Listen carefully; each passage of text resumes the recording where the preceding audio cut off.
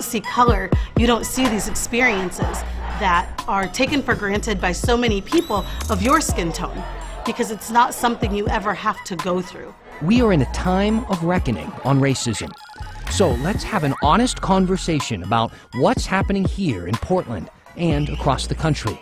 And as history repeats itself 57 years later, with thousands marching on Washington once again. Every black person in the United States is gonna stand up. We're tired. Here's the story. All right, long week. Friday, right? I think so. I'm Dan Haggerty. Thanks for being with us. Lots of feedback after my commentary last night on sports teams and protests. If you're curious, you want to take a look, it's on my Facebook page right now. Check it out. Leave a comment if you'd like. While you're there, hit like on my page, because that was one of the best ways that you can get a hold of us. Now, for those of you who don't know about this show is all about you and your ideas and what you want to see in this community. See, our viewers, they send us questions and comments and critiques, and it helps us to steer our coverage, more or less. Facebook works, as I mentioned, so does email.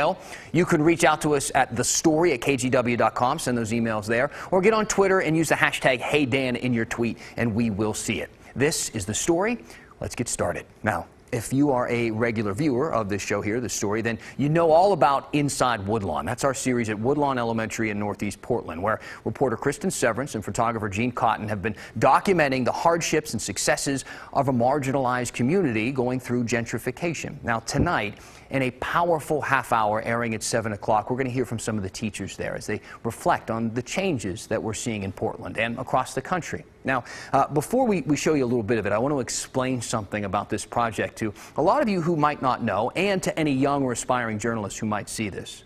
Telling powerful stories takes trust, a lot of trust, and real trust takes investment. That's true everywhere in life, but it really especially in journalism. Now, Kristen is a great listener. She has to be, since all I do is talk, but she recognized the need for these conversations long before the protests and the riots, and she pushed hard to tell these stories. Now, as you watch these teachers speak from their hearts and be vulnerable with their thoughts and opinions, know that this type of glimpse into the community doesn't happen overnight. In fact, these teachers are the same people who were very leery of the project when she first arrived at the school. People who actually considered at a time that they wouldn't take part at all. But thanks to some good old-fashioned journalism and a few people who were willing to trust, their voices are helping to inspire real change. Here's a glimpse at tonight's special, Inside Woodlawn, No Time to Waste.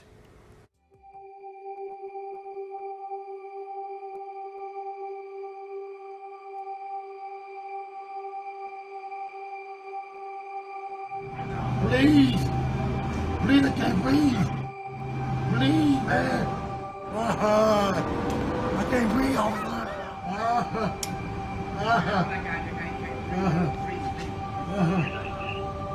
He started calling his mama now, mama. And that's when he stopped talking. I'm through. I know you're in. Get off of him now. What is wrong with y'all? He's not responsive right now.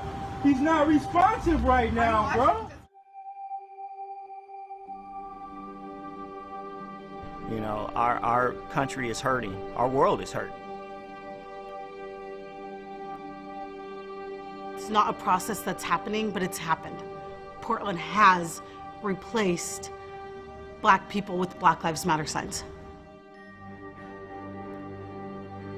Black people in Oregon were not allowed to be in here, and they had a certain amount of time to get out or they would get slashes. So like knowing why there's not a lot of black people in Oregon, there's a reason for that. It's going out wearing Black Lives t-shirts and protesting is all great and dandy, but at the end of the day, there's still a lot of needs that black people are not receiving right now. Lionel, Mary, Jai, and Anthony are educators at Woodlawn Elementary School, the place we spent the entire 2019-2020 school year telling stories and documenting life. And it's very amazing that you all decided to, follow us this year, because this is a year that our children will be talking about in history classes all around, in the future, about the impacts. And unfortunately, we're not even sure of all the ramifications of this and how it's going to impact us in years to come.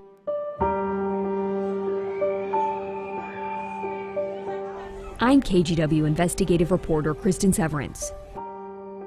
We went into this project with no idea what the stories would be. This was Woodlawn's story. We were just here to tell it.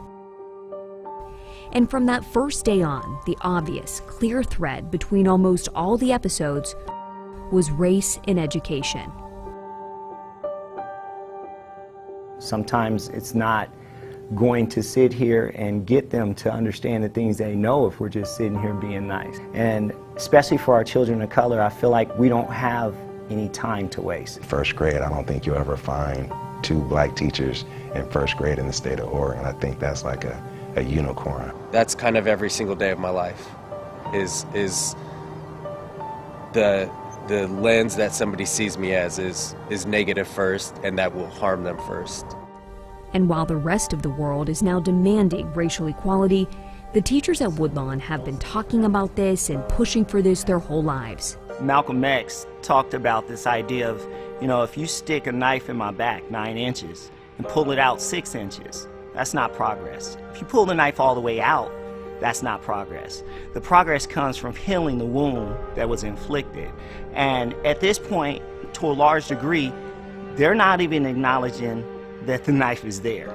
Before we head back to continue this project in the fall, we wanted to talk with these educators about the racial reckoning happening now. From conversations about Black Lives Matter, the protests happening in Portland, and how they'll address all of it with their students. This is Inside Woodlawn. No time to waste.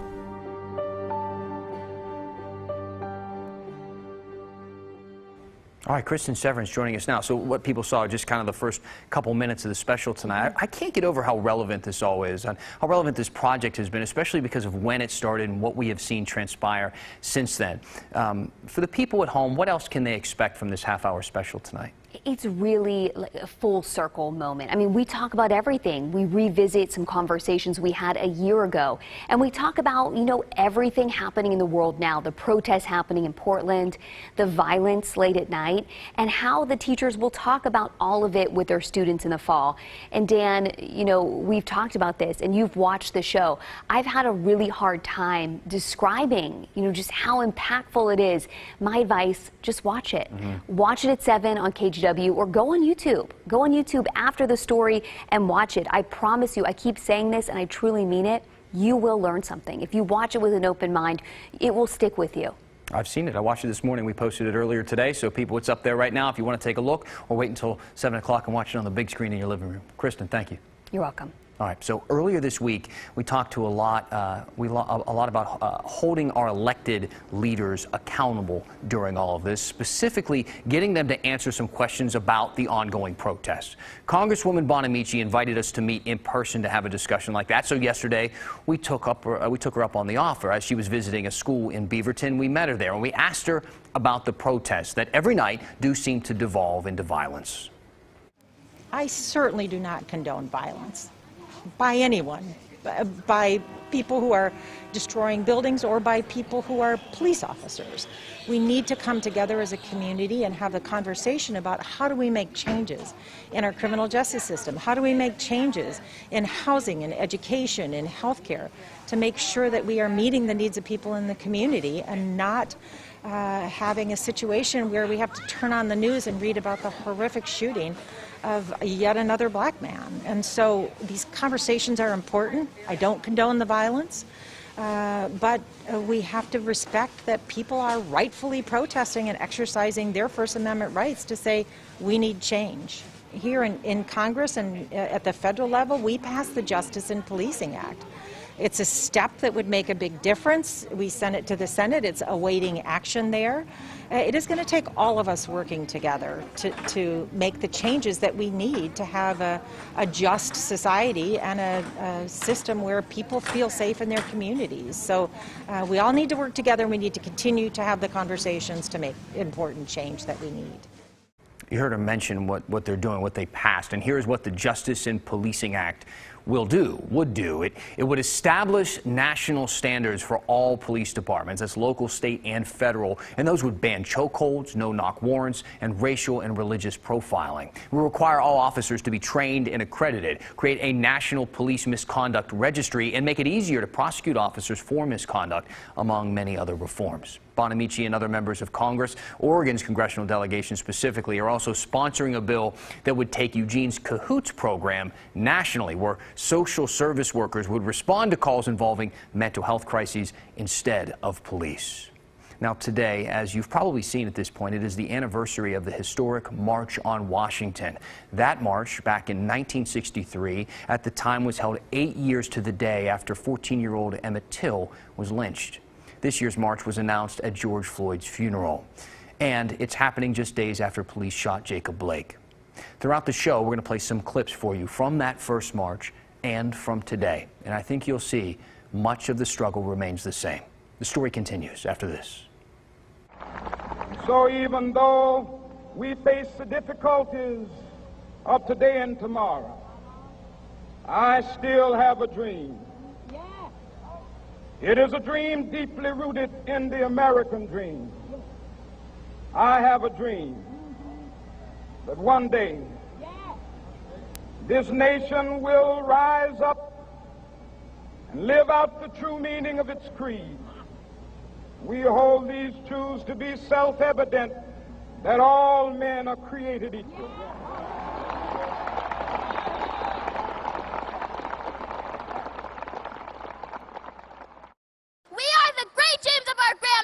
Great-grandparents and all our ancestors. We stand and march for love, and we will fulfill my grandfather's dream.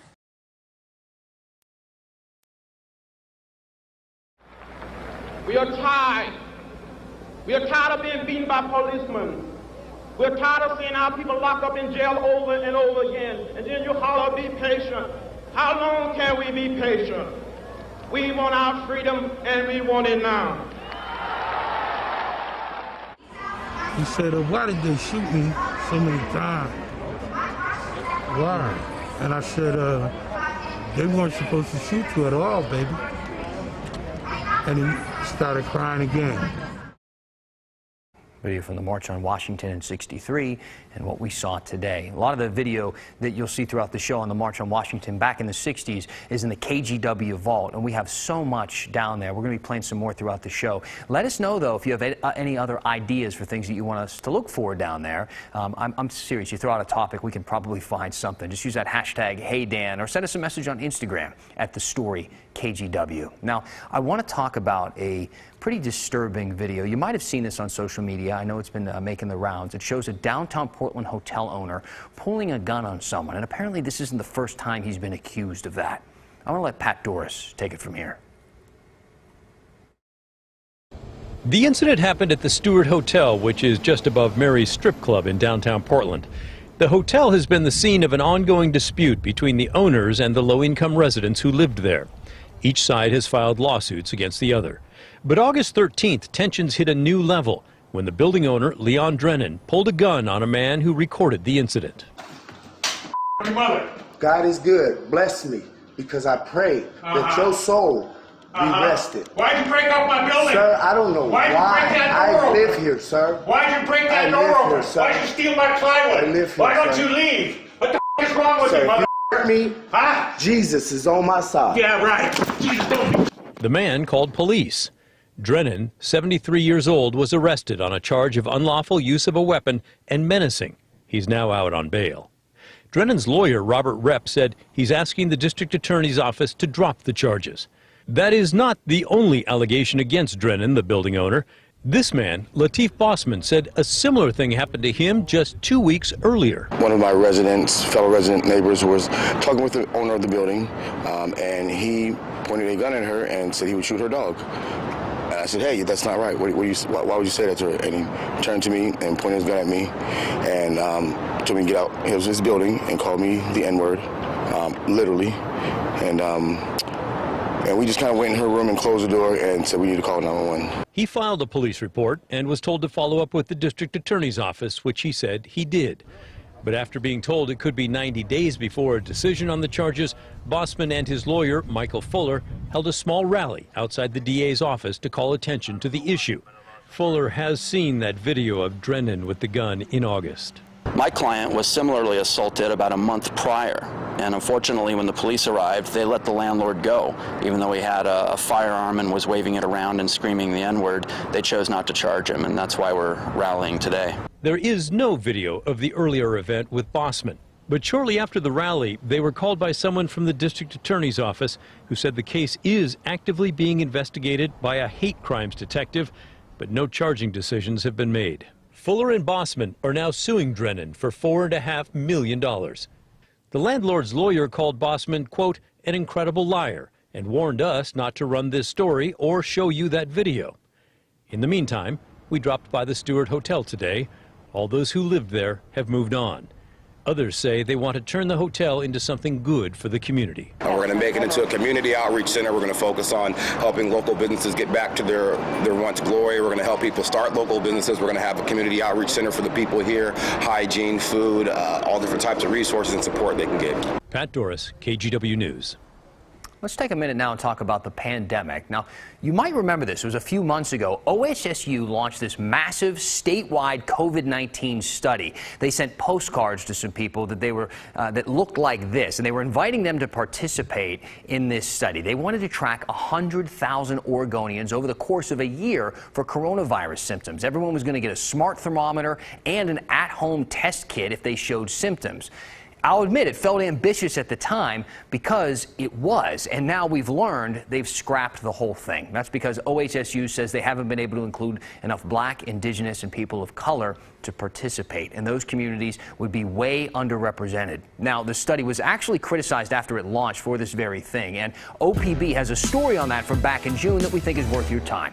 Critics say even though OHSU promised to try to oversample communities of color, the study's design was flawed really from the beginning. One reason is that the recruiting volunteers went out by mail. It was a problem because some minorities, those communities, they might be living in group living situations, or they might not have a mailing address. They say another problem had to do with people of color not trusting the government and medical establishments to collect the data, and they have good reasons based in history that you can read in this article here. Now, we wanted to ask OHSU about their decision to cancel the study entirely, but they didn't want to talk today, so we'll try again next week. Hey, we love when you guys send in questions, things for us to investigate. Keep those coming with the hashtag HeyDan. Now, since the post office has been such a big topic lately, we wanted to look into an email that I got from Cheryl. She wrote, in approximately the last 4 months, the USPS has failed to pick up my outgoing mail upon 2 occasions. Most recently, it sat in the mailbox with the red flag up for 3 days. Imagine my surprise, she said, to discover that since 1929, there has been a rule on the books that a postal worker does not have to pick up outgoing mail if they have no other mail to deliver to that address. She also asked if this had something to do with the Postal Service delays that we had been reporting on. Now, first of all, I'd never actually heard that rule that she mentioned there, but we did reach out to the USPS, and it's true. So good on you, Cheryl. Nice research. That's been on the books apparently for many, many years. But we wanted to add a little bit of context here. So we reached out to an actual letter carrier to see what he had to say. And he told us every instance is a little bit different. He says if he's on his route and he sees a red flag up on a mailbox, he will stop and check it for outgoing mail, even if he doesn't have anything to deliver to that specific mailbox. But if the mailbox isn't visible because maybe it's around a corner or hiding behind a wall, he's not going to stop and check every single one. So it seems like this is somewhat common, and it's been going on for a while, and it definitely affects more people who have individual mailboxes than those cluster mailboxes. I am, though, a little curious, Cheryl, how you went 3 days without getting any junk mail or Safeway coupons in there, so please message me your secret. All right, it's Friday. Speaking of messaging me things, we're almost done with the show. This is when I like to read some comments, so we'll do that when we finish the story right after this.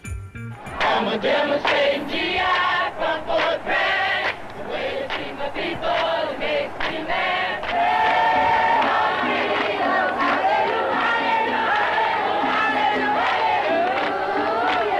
What matters most in this revolution is what? Black lives matter.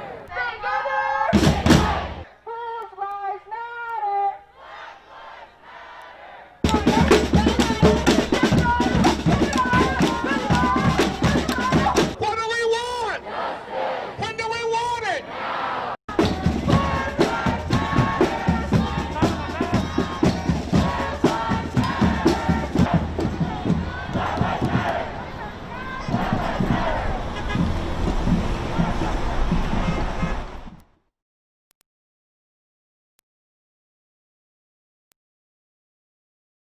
Welcome back. We're about to close things out here. I do so with some comments. Let's start with Pam Garrett. You should cover the teacher's perspective of getting back to school in PPS. Crazy. It's interesting that you messaged me that, Pam, because just the other day I started getting some messages from 3 or 4 different teachers that wanted to share their stories, and they have a lot to say. So much so that they actually didn't want me to say their names, which tells me it's probably some interesting stuff. So we're going to be working on that next week. I'll keep you informed. I'll let you know what we get. Rick wrote in and said, am I able to mail a postcard or a letter instead of a tweet or an email? Absolutely. I get them sometimes. Send them to the station. You can find our, 1501 Southwest Jefferson right here in Portland. Send me something, man. I'll take a look at it. And Betty Trice Opp writing in, hey, Dan, I think you're doing a great job. Thank you. I enjoy the show, and I hate when people are rude and mean to you. Me too, but people like when I read their comments, so if you're rude or mean, don't be shy. Let me know what you think. All right, hey, we're going to leave you tonight with a little trip back in time. Photojournalist Eric Patterson took a tour through Oregon's famed ghost town. Have a good weekend.